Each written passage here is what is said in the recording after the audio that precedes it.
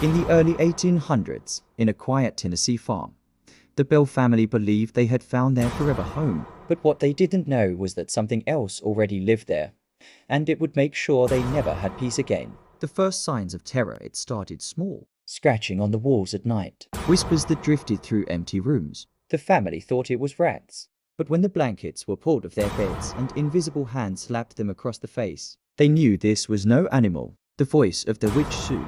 The presence spoke, a harsh, mocking voice that called itself the Bell Witch. She cursed John Bell, the head of the family, swearing she would kill him. Neighbors came to investigate. They too heard the voice clear, taunting and impossible to explain. This was no trick. The Bell Witch wanted an audience. The haunting escalates, the attacks grew violent. Children were scratched, hair pulled, and thrown from their beds. Guests were mocked by name. The witch seemed to know everything about everyone. Secrets whispered in confidence, prayers spoken in silence, even conversations miles away.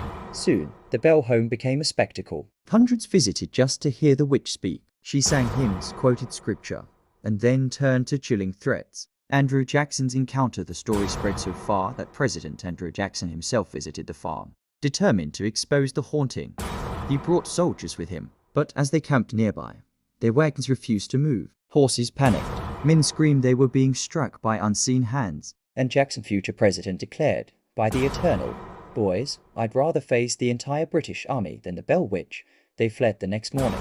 The death of John Bell. The witch had promised to kill John Bell, and she kept her word. On December 20th, 1820, John Bell was found dead. Beside him, a strange vial of black liquid.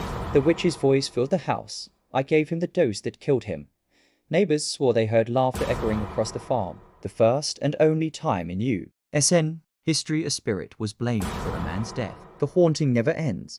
Even after John's death, the witch wasn't gone. She promised to return in 7 years. And she did. Voices, knocks, and strange apparitions tormented the Bell family again before vanishing into silence. But locals still whisper that the Bell Witch Cave, near the old farm, holds her spirit. Visitors report cold hands grabbing them, screams in the dark, and shadows that follow them out. For generations, people have asked, who was the Bell Witch? Some believe she was the ghost of Kate Batts, a neighbor who hated the Bells. Others say she was a demon, ancient and unbound. But maybe the truth is darker. What if the witch wasn't haunting the Bells at all, but using them? What if every frightened guest, every whispered story, every fearful prayer only made her stronger?